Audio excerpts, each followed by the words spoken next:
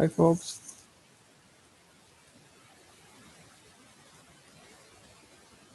Am I audible? Yeah, I can hear you.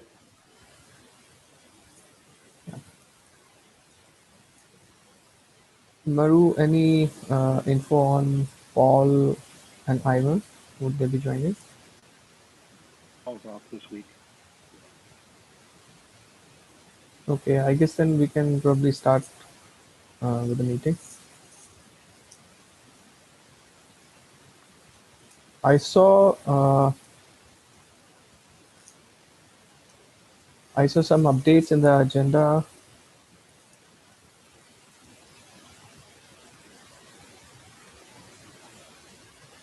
By 1 minute, let me open the docs. The person who added it doesn't appear to be present, though. Yeah.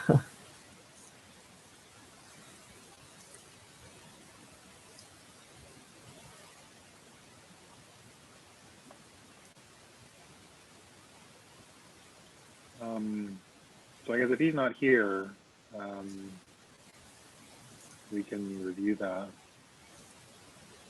separately, because I mean, if you have any questions, you really need to ask them. Maybe we can follow up like in the mailing list or on Slack when he's available. Yeah, that seems logical. So I'll share the document and I'll share my screen and we can probably just have a look at the cases that he referred.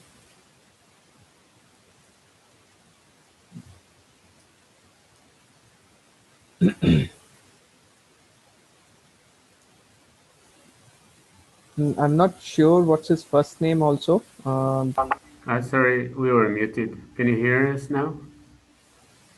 Yeah, yes, hi. Um, can you please introduce who is the person speaking? So I'm Ricardo from CERN, Ricardo Rocha, but there's Thomas here, Hartland. Hello. Okay, hi guys. Yeah, so that's what we were actually talking about. I think TG Heartland, that's probably his GitHub name. I'm not sure what should we call him. Is it Thomas? Yes. Okay. So there is some update on today's agenda with respect to probably the use cases that you guys have. Why not go ahead and you can give us a brief overview of them?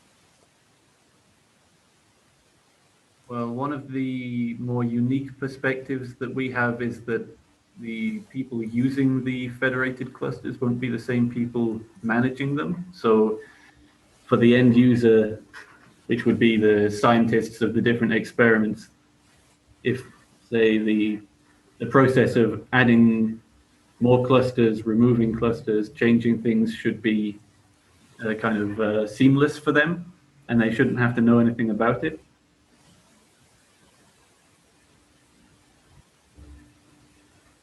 Yeah, Ricardo, Okay.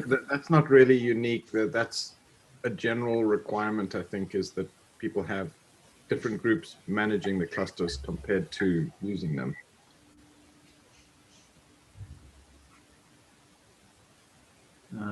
I suppose maybe.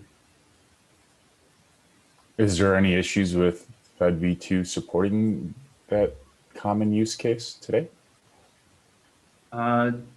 Just that one of the things I've got here is that we're watching the status synchronization so that the users only have to authenticate with the host cluster. Where we tried a job workflow that would send out jobs to different parts of the federation, but it could only work if the jobs were added on the host cluster itself, meaning it was meaningless because it was only using a single cluster, and otherwise it couldn't access the results of the job to check if it was still running or if it had crashed or what have you.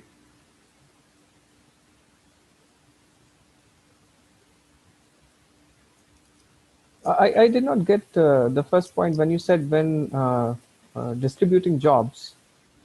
you had to create the job directly in the cluster.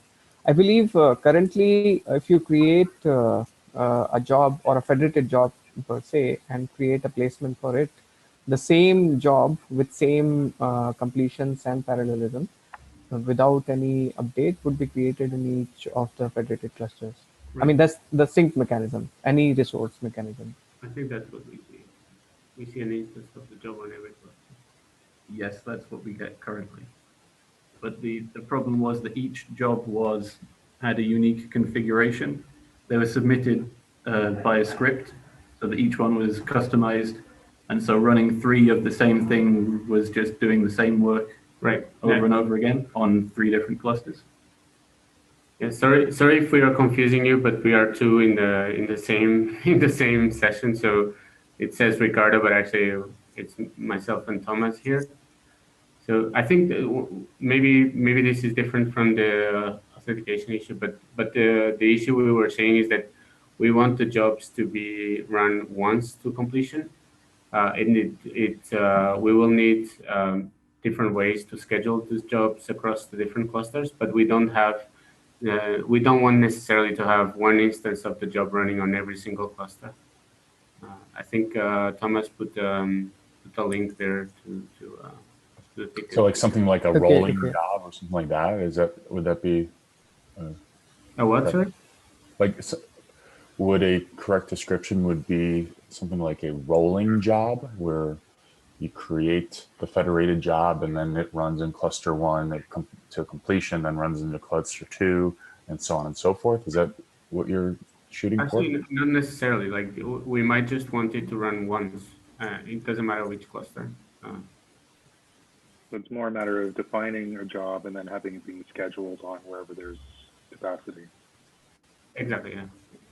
I mean, isn't that something that could be accomplished by, I mean, there's parallelism and completions. You essentially want parallelism of 1, right? And you don't want it running everywhere. Or is it just that you want parallelism, but you only want it running on a single cluster? You only want a parallelism of 1, but with what you have currently, you get a parallelism of 1 on each cluster. And so you do Oh, I see. as many. There needs to be an additional knob that precludes scheduling it, just distributing it. Yeah, this is something we saw that is different from what we had with Federation View 1, where the behavior was that we would get only one instance of the job running across all clusters. Yeah. Yeah, so something similar to V1 is what I was trying to achieve in that PR that you have referenced, 259 job scheduling preferences. So the intention of that is that you specify global parallelism and global completions, number of completions, and the jobs would be created partitioning that across the clusters. Exactly. Yeah. So yeah, and I think one of you did put up a comment over there also. I did read it last week, but I was not really up to speed on or was not able to properly reply to that. So what we can do is for this particular job requirements that you have, we can sync offline also, and we can either in phase manner or whichever way we can achieve the functionality that is needed. I will put it out in that scheduling preferences.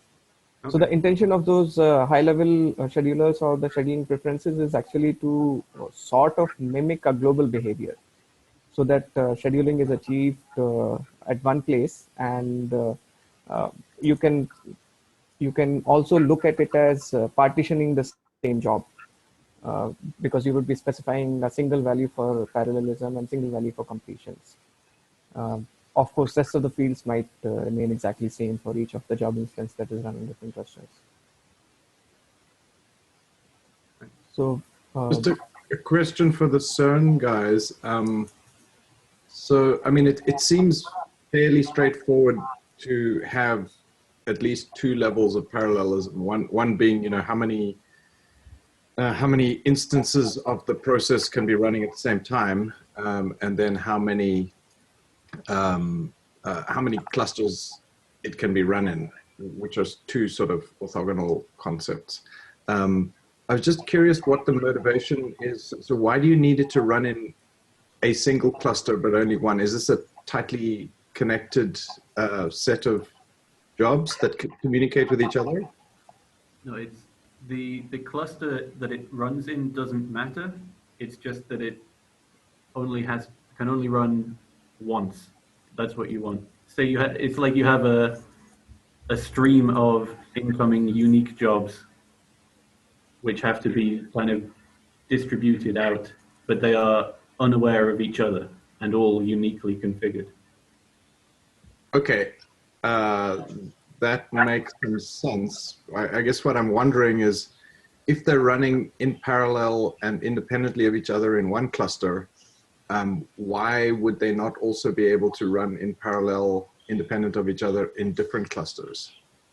As long as they didn't run too many times or process Exactly. Yeah. the data too many times. So usually, I don't know how you actually partition the job queue out. I mean, one way is to actually bake the actual set of jobs into the containers, and then have each job able to make sure that it only processes ones labeled for it or in some way indicated for that particular instance of the process. And the other one is to have a sort of a queue where they all pull off the same queue, and that way make sure they don't process the same thing. Which of the approaches do you use, or how does a given instance of the process, I'm using that word just because it's less ambiguous than job, how do they decide which work items to process? Right. So, well, the way we use it is very much like a batch system. So the partitioning of the jobs is done by an upper level, and we basically use Kubernetes as a batch queue, basically. And but the partitioning of which job should process which data is done already when the job is submitted.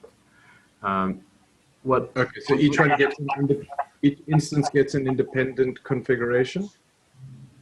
Yes. Yeah. Okay.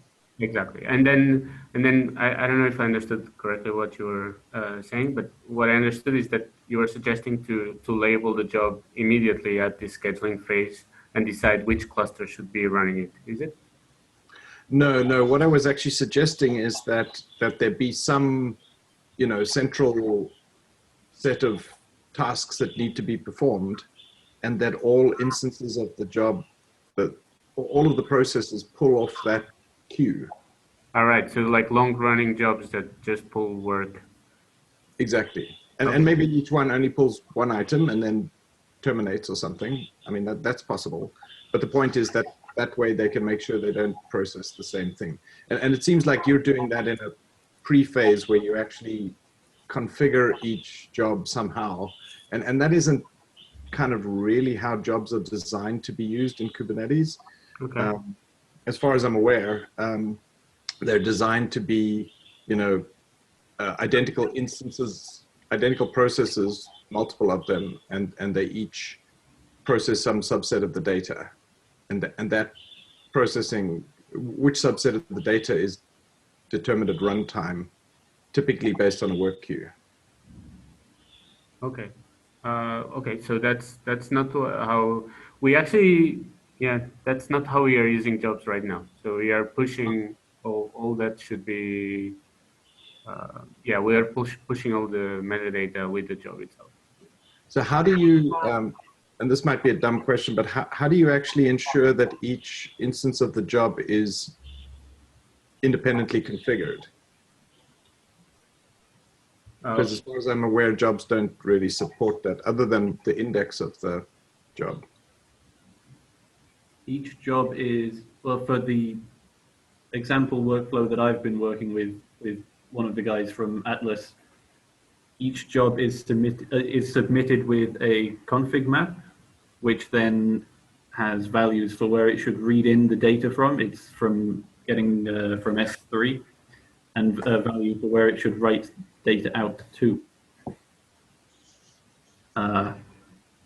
So basically what we've been doing is running like this in a single large cluster, and we've been looking at moving this workload to the federation. But it might be that what you were saying before, that maybe this is not how it's designed to work, that we have to look into it to like launch workers that will pull up the tasks as they land there. But we would still need to have a mapping of who should pick which tasks, I guess. Yes, or any of them can pick any tasks as long as they don't pick the same one. Right. But maybe I'm misunderstanding you. It sounds like your jobs actually only have a single task in them. Yeah. Each one, and each one is independently configured. Exactly. Yeah. Okay. Yeah. I think that's a bit of a weird use case. As far as I'm aware, I'm not a jobs expert, but my understanding is that it's intended to be, a single replicated process. Multiple identical instances are spawned based on parallelism and the configuration of the job, and then all of them process data, which they, figure out somehow. I think the only distinction between the jobs is their index, from what I recall, and so they can use the index to, hash and get a data set or something. But other than that, they don't each get independent configuration. I think what he's describing, though, is the base case for a job, which is I want something to run to completion, and I want it to be guaranteed to be run. Like if you run, you can mimic the same behavior with a pod, but you don't really get the same guarantee that it completes. That's exactly it. Yeah. Fair enough. And what we were looking like in the future, that's why the job scheduling preferences was really interesting, would be to change the ratio of which clusters run which jobs or how many dynamically, so that we could scale out to like external clusters when we have peaks, and scale that back down when things stabilize, so that we could tune this live, and the jobs give this like ability to do this quite easily or potentially. Okay. But in that case, you would actually be targeting multiple jobs using one preference. Am I right? Using one what, sorry? So currently, if you see, the scheduling preference is designed in such a way that it targets a single resource, single federated resource.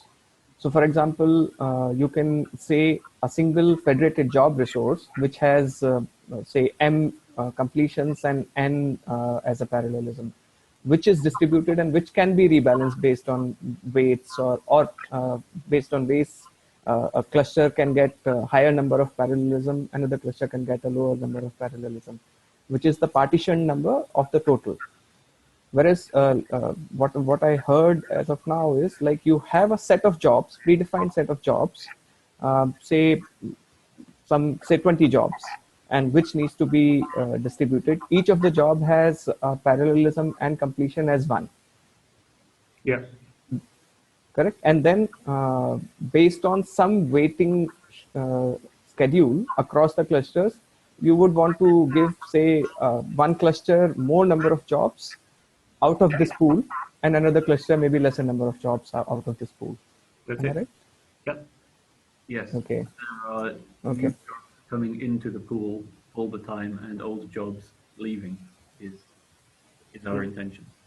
Mm-hmm. So we are sort of talking about a set of jobs or a pool of jobs which can then be distributed by the control plane, federated control plane. Yeah, that actually, while we were discussing, we were also thinking that then we need kind of a global view of the current status. I don't know if this fits, because it kind of makes more sense now that you start talking about one job having like parallelism, being like partitioning the job into multiple species. That kind of makes sense. Mm-hmm. Yeah, that's the intention of the job, is that if you have 1,000 data items to process, you create one job. Right. And then you can see what percentage of the total work has been completed. Whereas as soon as you split it up like you have, then you don't have an easy way of finding out, whether the total set of work has been done. You have to do that aggregation yourself. I had another question if we're finished with that topic. So I was just curious what your data requirements are for your jobs. Like where does the data live, and do you need some affinity between the job and the data that it processes in terms of which cluster it lands in or anything like that? Yeah, so that's kind of an open issue for us, but right now we just assume that there's an S3 endpoint available at the cluster that will have access to all the data, either directly or staging in the data first. Okay, I mean that's the answer I was hoping to hear, because it's the easier problem to solve. Yeah, that's great. We either do what we do today, which is kind of like we run a cache that will fetch the data remote if required, or we will do a sync distribution of the data, so the jobs won't have to care. Basically, they will have a local endpoint where the data is accessible. Okay, yeah, that makes it much easier. Yeah, cool. I mean, I think this is a great use case for federated jobs. We just need to figure out how to. As far as I can tell, the current approach you take should work with federation, barring any bugs. The only thing you will lack is that you won't have like an aggregated completion. You'll just have a whole bunch of independent jobs, each of which get pushed into potentially different clusters and finish independently, complete independently, but you won't have a simple way of getting an aggregated status. Whereas if you had all those jobs, those instances, those processes grouped under a single federated job, then you would easily be able to see, how many completions there were across all the clusters. and then the distribution of the workload inside the job of the different pieces would have to be done by the jobs themselves, right? To decide which part of it they should take. No, that, well, yes, in a way. I mean, they can either, all access the same data and just use some hashing function to figure out which pieces that particular instance needs to process. The problem with that is that if, one instance of the job lags behind all the rest, then there's no one else to pick up the slack, which is why it's better to have a central queue of some sort, where they can all pull items, or at least per cluster, where all the instances can pull work items off the queue and process them, and that way you're likely to complete the job quicker. Okay. So, and because the person that has been working with us on this, they started looking at having a custom resource to define their workflows. We could use that to, as the source of the tasks to be done, I guess. Yeah, you'd have to be a little bit careful with concurrency issues. You do actually need something with proper queue semantics. But I'm pretty sure there are off-the-shelf things for that. So if you could run essentially like a Kafka queue, for example, you could just feed it a bunch of data identifier specifiers, and then your job instances could just pull items off the Kafka queue and then process them. And Kafka would do things like guarantee that it doesn't deliver the same message to more than one client and all those kind of things. Yeah. Yeah, we can try both options.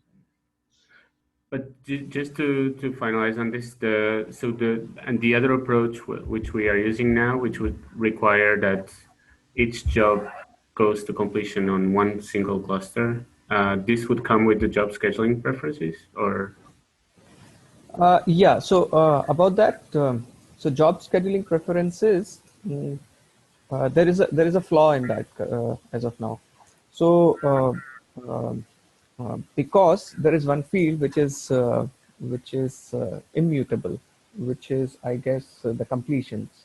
Once the job is created, there is a requirement on this that the template, which is the spec of the job, has to be created prior to the job scheduling preferences.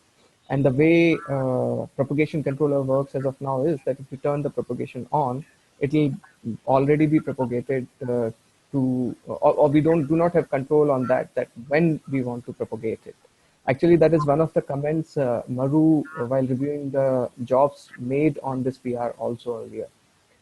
So one additional item we'll have to do is that control on the propagation, or there has to be a switch where the shop, after creating the template, the job scheduling preferences resource is created, and after that is created, the switch that the job should be propagated is turned on.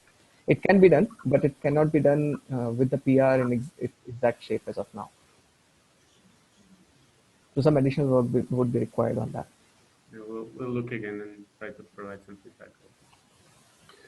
Irfan, on that topic, did anyone have a chance to speak to the Kubernetes job people and figure out whether it was possible to have that completions field changed to mutable? Is that an option, or is there a good reason why it's immutable? I did not, I searched Guessing around. there's a good reason. Yeah, I think there is some reason behind that, and there is a history associated with that, because it was not always immutable. So it was turned as a field which cannot be changed after not necessarily initial versions when the job was released. Okay. No, it'd be good. I mean, it seems like this is a really, really valuable feature of Federation to be able to essentially dynamically move completions around between clusters. And we can either do it by editing the existing jobs, which is currently impossible because of that immutable field, as far as I understand, or we can do it by just creating very small jobs in each cluster and then creating more very small jobs when those complete, which has the same like net effect, but it's just more work and a bit more messy. Does that make sense? Yeah, it does. So what I was trying first was workarounds. Like I have some workarounds where even with the mutable field, we could achieve the functionality that is needed. Mm-hmm. So I thought first we'll try with that. But if I don't see any possible flaws or failures in that.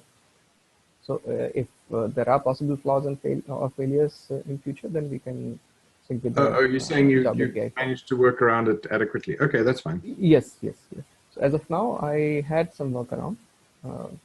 And this propagation that I did suggest that I and Maru had some discussion about earlier, that seemed to provide a workaround for this particular feature. Okay, sounds good. Maybe we can chat about it offline. I'm curious how you got it to work. Sure. And Thomas, you can also probably we can set aside some time to sync, and then I can update this particular PR accordingly. It anyways needs a rebase, and this basically was pending because when this PR was done, we did not have a mechanism of overriding any field, which the functionality I think would be in pretty soon.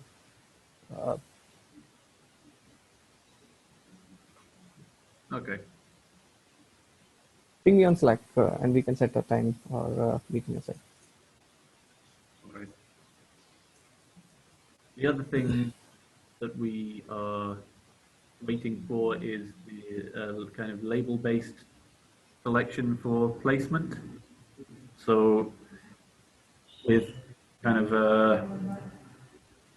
a lot of different people and different experiments using the federated cluster, we can't expect them all to keep up with the current state of the entire list of clusters in the federation. So they would have to be accessed and selected via labels. Yeah, that's on the agenda.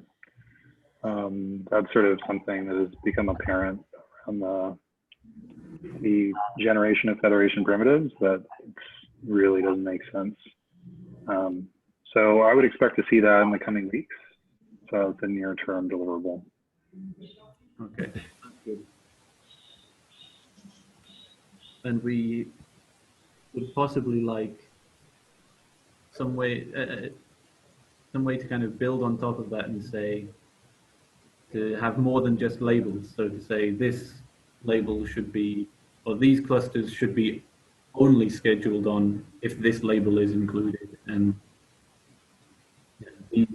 these clusters are fine to schedule on with any labels, even if you don't put a label. Can I say, Maru, can I say I mean, something about this? Sorry. Go ahead. Dario here.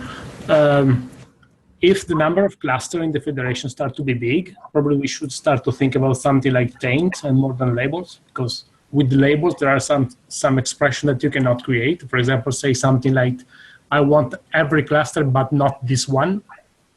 So this is a limitation of the label system. That's why in the cube has been added taints and tolerations. This is not a day one, but if the number of clusters in the federation is big, we may need something like that. Is taints and toleration something that is like a superset of label-based placement? We should just try to pursue that, or is a way to say, I want the workload to land in every cluster, but not on this one. Right. I get sort of what the capability is. I'm just curious whether if we need to support label-based and taints and tolerations, or if we should consider just supporting. That is not 100% clear to me how it works inside, but that's not immediately, I would say, but it's something that we may start to think. If you want, I can start to understand more, eventually tell you more in the next in the next meeting. Yeah, I was involved in the early taints and tolerations design. I don't actually think it's terribly good, to be honest, but I think there's value in being consistent with Kubernetes. And right now, to the best of my knowledge, unless things have changed fairly dramatically, it's complementary to labels. So the intention is that, you know, even if you think you want to go into all these clusters with these labels, there are certain that you just won't land in unless you explicitly include them into that set over and above the label. So that cluster is tainted, which, you know, maybe it is, old cluster or something that you don't even know about. So it's tainted. So by default, you won't go there unless you explicitly say, I'm okay with old clusters, or I'm okay with going into clusters where my competitors are, or whatever.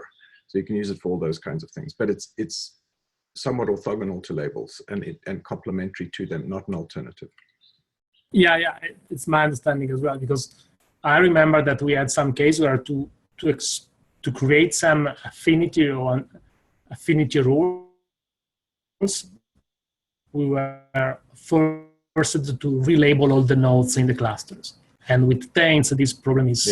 Yeah. Another good example is if some of the nodes are being retired and you don't want workloads to land on them, you want them to drain.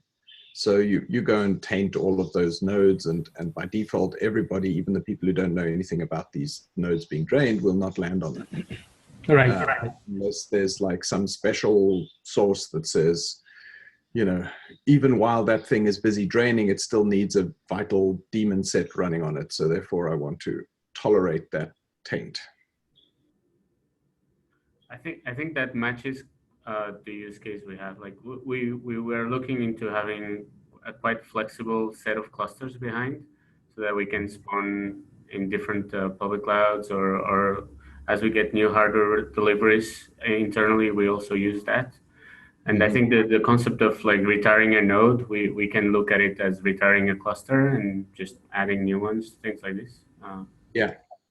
So off the top of my head, I would say we should just emulate taints and tolerations as they are applied to nodes. We should use the same concepts for clusters, perhaps. Obviously there might be some things that don't quite work, but I think in principle, there's nothing obvious that I can see that wouldn't work. So you can taint a cluster, tolerate a cluster with a taint, etc.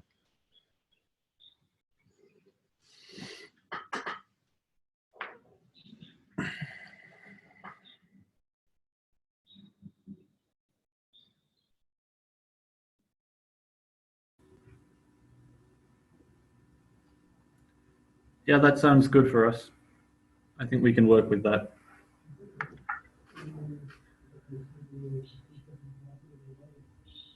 Yeah, just to be clear, we're super, super enthusiastic about supporting CERN's use cases because they're real and they're big and they're, you know, doing real stuff. And so we would really like to accommodate them. Happy to do lots of work to get your stuff working properly. Okay, yeah, that's great. Thanks. And then from our side, like we slowed down a bit in the last couple of months, but Thomas just joined and he picked up pretty quickly. So we'll be able also to contribute like code upstream, and he'll be working closely with everyone. Excellent. Some. Okay, so yeah, I think the two use cases that you guys talked about, we would be able to find some solutions for them in near term. There was nothing else on today's agenda apart from these items. Is there somebody who wants to talk something apart from these things? I have one item. Quentin, you recently posted to Slack the update that you were going to provide for 1.13 for SIG multicluster. Yeah. I don't think that beta by the end of the year is realistic. Like, we're definitely converging on that, but I think early next year is more realistic, and I wanted to make sure that. Okay, that makes sense. I don't remember. Yeah, that was what I had in my head. To be honest, I don't remember the exact words I used. Yeah, early next year was sort of the fallback. Yes, I understand that. And if the wording is incorrect, I'll go and update that document, sure. Okay, thank you. Yeah, I think the wording did. Sorry, Frank, carry on. Yeah, I think I read your update. I think the wording did reflect this exact point, that either by the end of this year or earlier next year. Okay, good. That's what I had in my head, so I'm glad that's what I wrote down. I think it would be super valuable to, I mean, these kinds of questions that are coming out of the CERN use cases are exactly the kinds of things that inform an intelligent API design. And I think we should work through some of those before declaring anything beta in terms of the API. And obviously we don't have to do like all of the API in one go. And I assume the intention is to migrate each API object, you know, somewhat independently from alpha to beta to GA. Obviously there'll be some dependencies there, and probably want to group them together and say this bunch all go, you know, beta on this date. But, you know, maybe a good starting point is jobs, because we have like a real proper customer here with fairly detailed use cases, and we can use that to firm up the jobs API and some of the dependent APIs. So I think the way that things are working out, there's the sync stuff where we're just propagating resources. I think that's sort of, I think we're converging on something that's going to be workable. To your point about individual like jobs or like replica sets, staple sets, where you can add higher level behavior and have it be far more useful. Like, I guess I don't really think about it so much in terms of API, but just a feature, because the API will be like underpinning all of this, and then we'll be adding controllers and additional API resources that can add, like, I guess I'm just, to me, like the idea of an API being beta or whatever, I think we have more than an API to describe, and I think feature is maybe a better word, but I'm open to other ones. I think focusing on the API side seems limiting to me. That's all I'm trying to say. Yeah, no, I agree. I mean, APIs, to some extent, an API has semantics associated with it. It's not just a bunch of fields. There's actually, like, if you specify this field, then this behavior happens, and that's implemented often in a controller. So, you know, when I say API, I mean API and semantics of API, and therefore behavior of controllers. Maybe does that? I think we're on the same page. It's just a matter of language.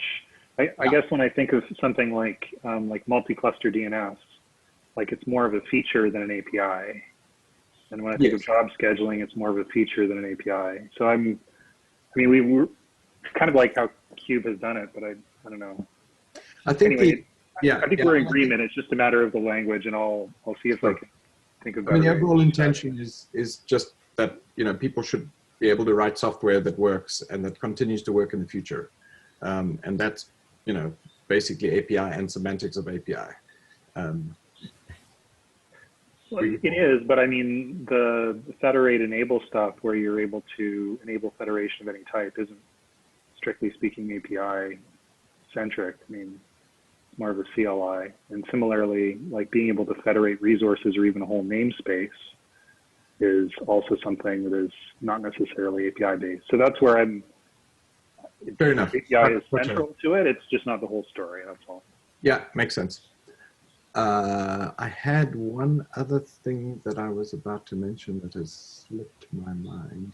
Oh, yeah, just about the, you know, the lower level versus the higher level APIs. I absolutely agree. I mean, in an ideal world, the lower level APIs are much simpler and presumably therefore much easier to go to beta and ultimately GA. I was just thinking more of, you know, high level use cases, for example, this jobs one, which may have prevented us or may have been prevented by limitations in the lower level APIs. For example, the label-based cluster selection that you mentioned.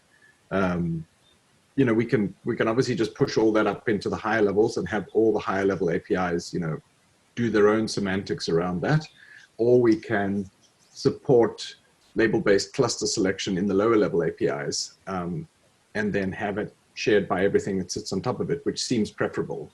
That's an example of something where the low level stuff may not be baked yet. Yeah, no, I'm not suggesting it's baked. I think we're rapidly converging. Yeah. To me, the steps to go: generic override, selector-based placement. And then I think, and I mean, the fact that we're generating all the primitives means that evolving it is actually going to be a lot easier. We don't have to step through every single type that we're supporting. We can actually just deploy again. So my thinking is that within the next few weeks, I would expect by mid-December, we can start thinking about bringing everything together under a single resource rather than having them separate. I think, my thought is that that's something that, like on the Huawei side, you guys have wanted that. And Red Hat, we've been kind of holding the line because we I don't know, we wanted to sort of start from first principles again and make sure that we're making the right decisions. But clearly the user experience of having like separate template placement and override resources is problematic. And it also makes controllers a lot harder. The only reason I think remaining, well, there was two reasons for keeping these things separate. One was off-based. Maybe we wanted a separation of concerns for people who are maintaining placement and override so that you could enforce policy easier. I'm not sure that's a compelling reason, and we could work around with authorization webhooks. Like basically, when you try to change something, it'll, you know, we could still tie into RBAC, but we'd have to have something sort of custom that would preclude updating fields that you shouldn't update. And the other limitation was the versioning scheme we're using to make sure that we can safely propagate any resource, even CRDs, currently relies on resource version and generation. And putting anything but the template into the template was problematic because then the resource version of the generation would be changing all the time for reasons that have nothing to do with the form that would, you know, was intended to go into the member clusters. I thought of a scheme quite a while ago where we just use content-based hashing, and we'll take the template and maybe the relevant override for a given cluster, generate a hash, and then do the same thing for the member cluster resource. And that would mean that there's nothing stopping us from putting everything into one resource. So this is kind of like a rough sketch. Obviously, there needs to be like some formalization and documentation of this. But to my mind, this would be a win. I'm open to hearing contradictory opinions as to why this wouldn't be a good idea. Or congratulations that we've actually come full circle and we're back to where we were. Yeah, my preference would be to reduce churn. So I mean, we had aggregated altogether stuff, then we broke it apart, and now we're talking about moving back again. I do like the principle of like smaller reusable components with independent controllers and independent API objects. I do, many of those may be not intended or not suitable for exposing directly to end users. And another approach, rather than bundling them all together to make them convenient for end users, is to just build, higher level abstractions on top of them, which provide a, big aggregated API object to an end user, which is easier for them to use. And under the hood, it just, generates the smaller pieces, the overrides and the cluster selector and the whatever else template. I think I'm leaning more towards that approach now rather than going backwards and bashing all the stuff back together again that we split apart. But I'm prepared to be convinced otherwise. Yeah, like I said, there needs to be further discussion on this. Yeah, feel free to grab me. We could talk about that. Yeah. I mean, I will say that it's not just about user experience. I might have sort of glossed over this, but there's a certain amount of complexity in all the controllers by having things separate and having to coordinate. I mean, an example of a problem with having placement separate from the template is that when you're doing scheduling, or is it overrides? I think it's overrides. Like if you don't have the overrides created before you create the template, it actually can put the resources into the clusters without the overrides. And so putting everything in one. Anyway, transactions, you need like all the data or none of the data. You don't want to be in intermediate states. I agree. And maybe we can come up with solutions to that where, groups of API objects all have to be there before certain actions are taken. I think it's worth talking about. It's certainly an interesting area. There's pros and cons to both approaches for sure. Yeah.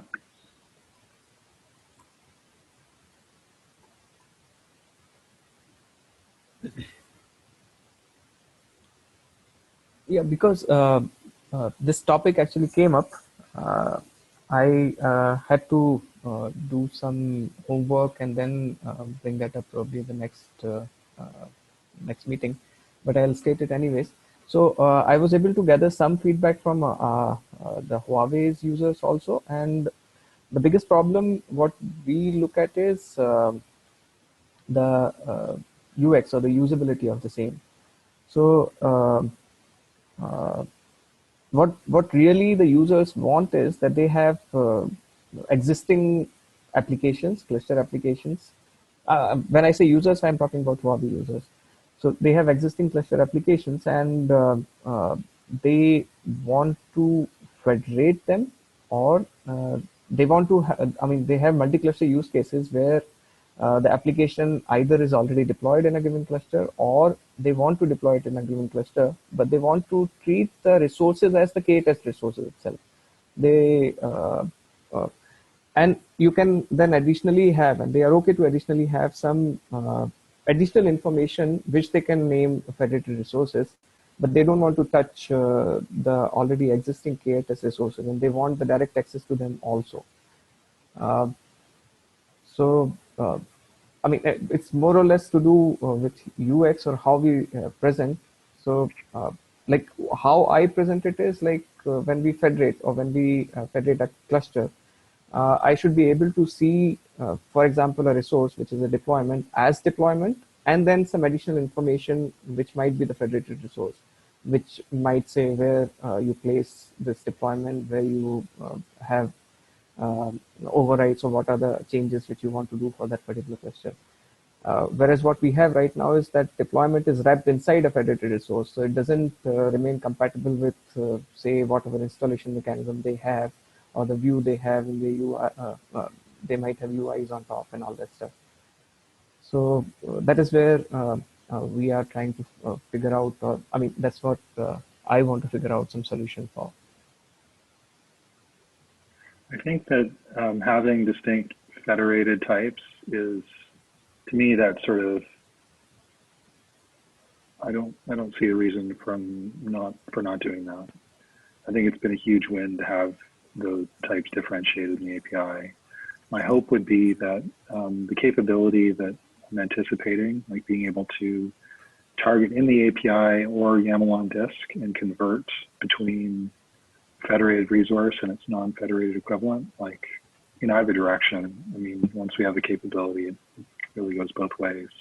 Potentially doing like a whole application or via Helm hooks or whatever. But the idea would be is we provide a seamless transition between the different types.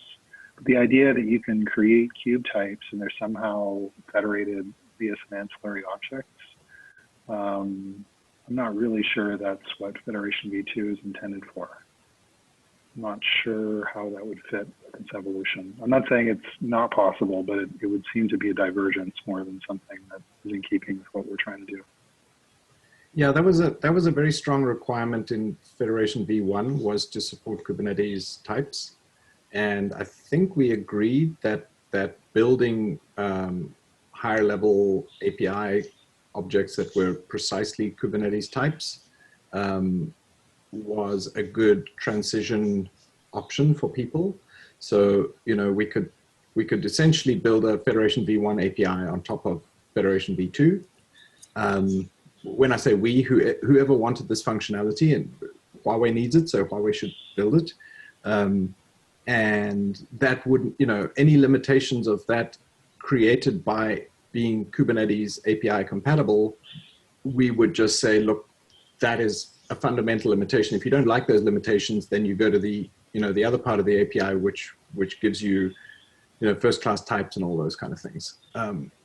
I think that's the right approach, and I don't think it needs to, in any way, compromise the rest of Federation v2. You say someone wants, sorry, go ahead, you're fine. No, you go ahead first. I mean, I think if Huawei wants to build that, more power to them. Based on my experiences working with the Cube API, I think it's going to be a significant challenge to have the Federation API, or just the Kubernetes API, coexist with a Cube-like API that allows the translation to the underlying Federation stuff. Like, I guess you could maybe do it with a separate API server, but I really don't understand how you'd be able to have both APIs existing on the same API server. I'm not saying, I mean, maybe that's your intent, is you'll just have a separate API server and it'll front like the underlying host cluster. I guess that would make sense. But really, that's a technical detail. Like, as you say, if this is something someone wants to build, we're not here to stand in the way of people doing what they want to do. Yeah, and what I was saying is that I did not necessarily, I was not necessarily indicating that that we necessarily want to build this only. What I meant was that that kind of user experience is what the Huawei users are looking at. So one more crude way, not a direct way of doing that, is what we are talking about is that translation or transition or some tooling which can provide a mechanism either via Helm hook or by a tool which can convert the YAMLs from the KHS types to the corresponding federated types.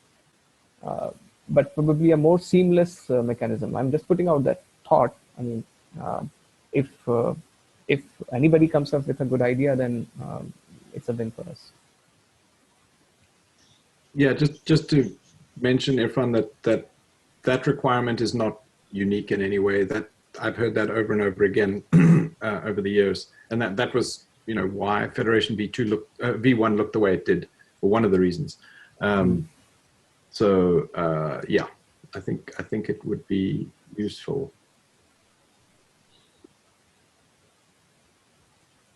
Okay. Yep.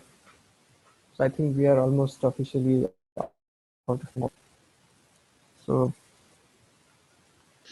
One very last parting comment. So another part of what you just described is the ability to support users accessing Kubernetes clusters directly and creating and deleting and doing things there, or maybe just reading the status of the clusters concurrently with creating and reading things via the Federation API. And that was definitely and associated with that, the idea that we have a bunch of clusters, we have a bunch of resources in them, and now we want to add a federation layer on top of that without killing all of those things. We just want them to be inherited. And if you remember in Federation V1, we actually had the very explicit concept of I think we called it, wasn't inheritance, we had a name for it, adoption. That's right. So the Federation API would basically adopt the existing resources in the underlying clusters. And it actually worked fairly well in V1. I don't think it's terribly challenging, but it's, again, a very common requirement that I've heard from customers. yep.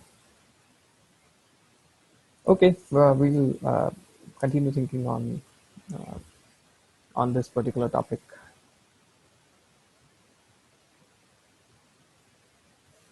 Okay, so we'll see all of you next week. Thanks, all. Bye. Thanks. Thank you. Bye-bye. Bye. Thank you. Bye.